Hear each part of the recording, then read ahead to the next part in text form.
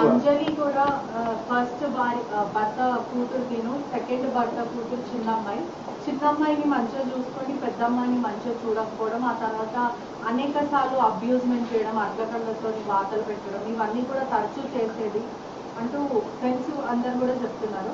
అదే కాక శివతో అమ్మాయి రిలేషన్షిప్ ఉన్నప్పుడు వాళ్ళ మదర్ ఫస్ట్ యాక్సెప్ట్ చేసింది, వీళ్ళు కూడా లివింగ్ రిలేషన్షిప్ లో ఇంట్లోనే ఉన్నారు, వాళ్ళ మదర్ కూడా పెళ్లికి ఒప్పుకుంది. ఆ తర్వాత శివాని డబ్బుల కోసం బ్లాక్మెయిల్ చేయాలనుకుంటుంది. అదే మీరు చెప్పిన వాటిలో చాలా విషయాలు నేను కూడా కవర్ చేశాను, దాదాపుగా అవే చెప్పాను.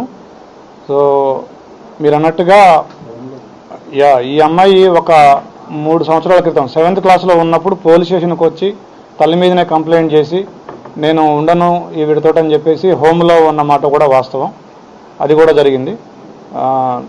ఈ అమ్మాయి మా ఇంట్రాగేషన్లో కూడా దాదాపుగా మీరు చెప్పిన పాయింట్లన్నింటినీ కూడా ఏకీభవిస్తూ ఈ అమ్మాయి చెప్పిన పాయింట్లు నన్ను ఎక్కువగా కొడుతూ ఉండేది అనేది, నన్ను ప్రేమగా చూసుకోలేదని నాకు అనిపించిందని కూడా అమ్మాయి చెప్పడం జరిగింది.